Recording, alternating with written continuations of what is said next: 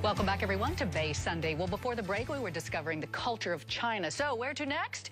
Well, I think our next guest has a few suggestions in her book titled Fly Solo, the 50 Best Places for a Girl to Travel Alone.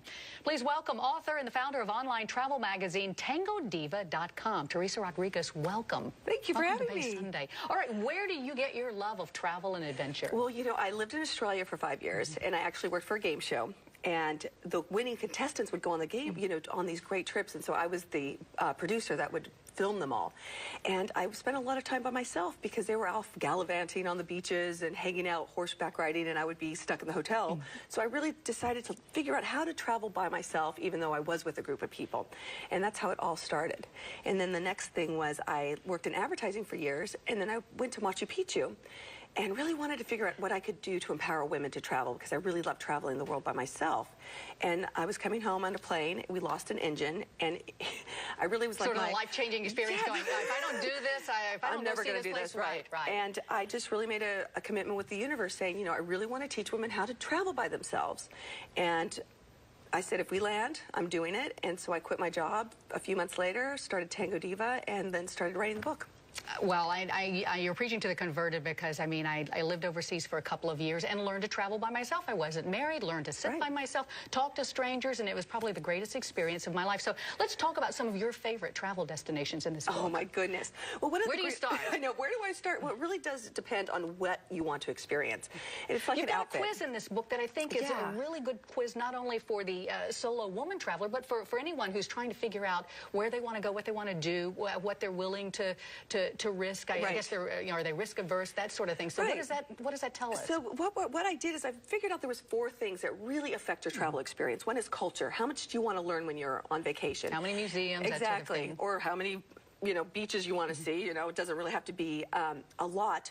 Then you've got activities. How active do you want to be on your trip? And how important is the weather? And how social do you want to be? So it's called Cause. And it's a little quiz that once you fill it out, it'll give you the destinations that would be perfect for you depending on what your experience is. So for example, if you want a lot of experience or culture, you want great weather, you want to do a little bit of activity, and you want to be really social, Thailand would be a perfect place for you. Okay, so if a woman is watching this and saying, okay, I'm going to leave them all at home and I'm going to go by myself, what do you think is one great place that would be easy and that would just say, gotta go, gotta see it? Well, you know, I really do love Playa del Carmen. I do love the in Caribbean. Mexico, south of Cancun. South of Cancun. It's a great Caribbean coastline. It's very European because the Europeans found it before the Americans. It's not Cancun, and it's a little town where you can still get a great hotel by the beach, great prices, and it's got a little village too. Yes. I know, walking down the street, very, very simple and easy travel if you want to start as a solo traveler. You don't have to pass too many time zones.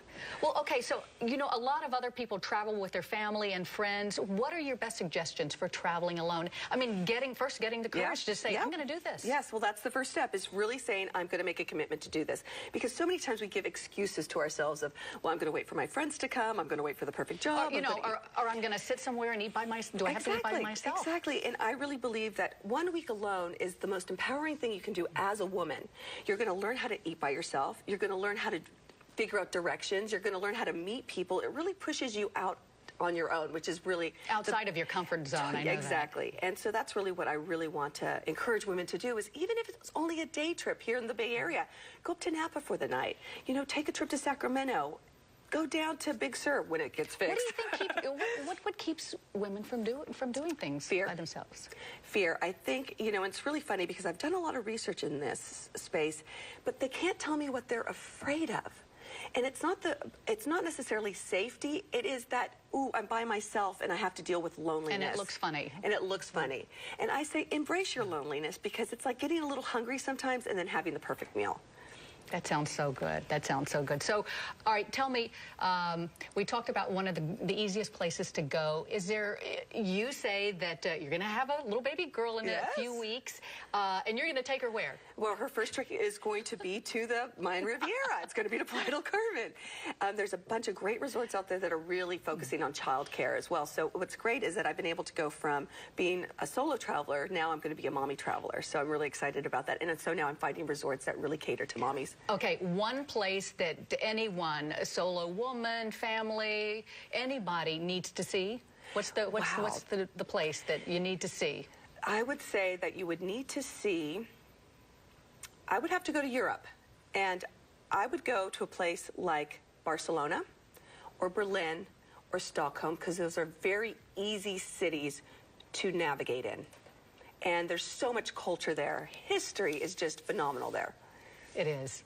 And it sounds like it's time to travel. It is. It really is. And, you know, with so much that's going on in the, you know, in Japan, and with all the different wars that are going on, it's a great time to travel, because airfares are dropping a bit and hotels are empty, and so you can really get really great deals right now. Okay. Teresa, thanks so much for joining us today. And again, Teresa's book, Fly Solo, The 50 Best Places on Earth for a Girl to Travel Alone, available online and in bookstores. And don't forget to check out her online magazine, where you can also purchase the book. That's TangoDiva.com. Coming up, another Bay Area author with a unique look at personal style. Stay with us.